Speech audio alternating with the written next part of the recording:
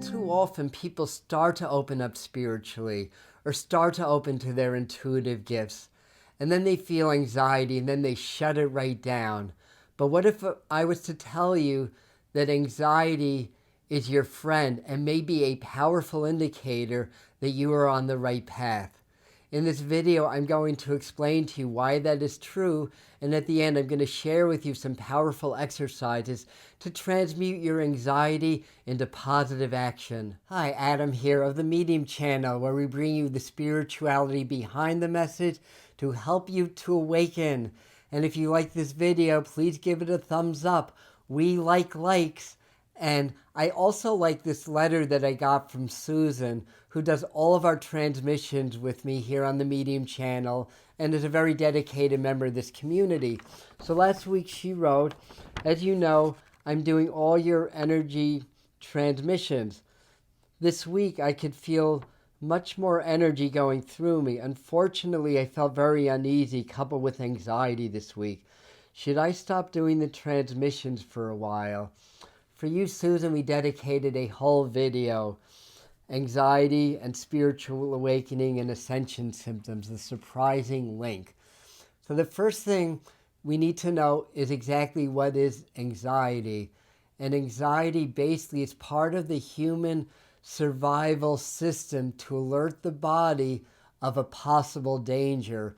It's the precursor to the fight or flight emotions.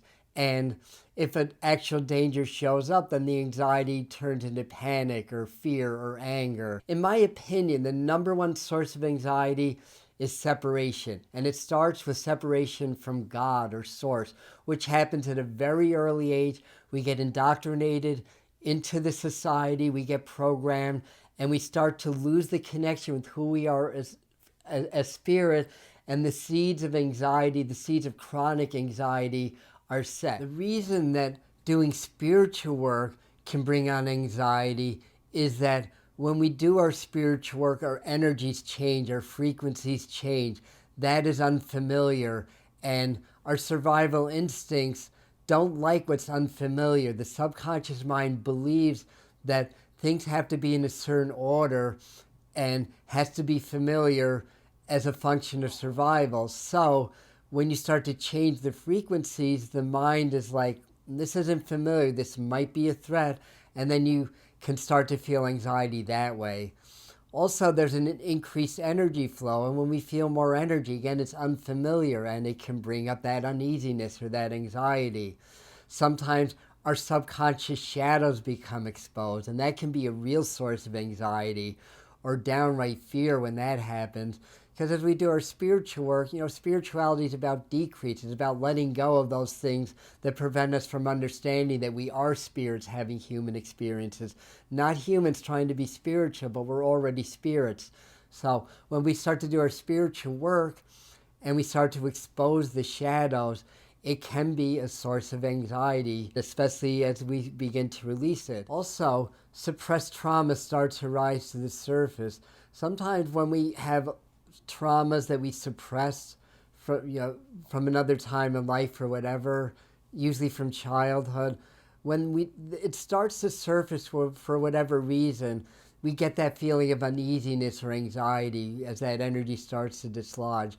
Again, the brain perceives that as a threat and then emits the hormones to put the body on alert.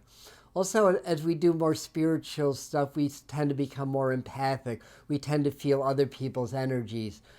And again, that can put the body on alert. That can put the mind on alert because it's unfamiliar, especially if it's negative, or we start to feel the negativity of the world around us and the media and the fear machine, and all this can put us in high alert. So basically, as we do spiritual work, we can become more sensitive. We open up. We release things that are stuck inside of us, and we lose that feeling of familiarity.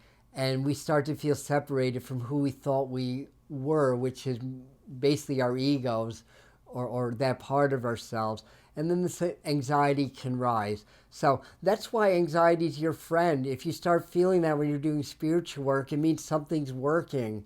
And usually when people feel anxiety, they try to suppress it because it's uncomfortable. It's like, and feeling anxiety sucks, and we don't like pain. We try to suppress it either with activities or with drugs or whatever it is, or alcohol or cigarettes, whatever it is. But the idea is we have to do the exact opposite. We have to embrace the anxiety. Anxiety has a message for you. The trick is learning how to listen to it, and then anxiety can start to become your best teacher rather than something that's scary and that's uncomfortable and needs to be suppressed at all costs. There's more reasons, more causes, and if I'm missing something that you guys know, please feel free to comment it down below. And if you're enjoying this video and you enjoy this content here on the channel, please consider subscribing. And if you hit the bell notification, then YouTube notifies you when we do our live events as well as release new videos. So let's talk about some exercises that we can do. The first one is to befriend your anxiety, to walk with it, to become one with it, to embrace it. That's how you'll eventually get rid of it. You kind of integrate it into your system.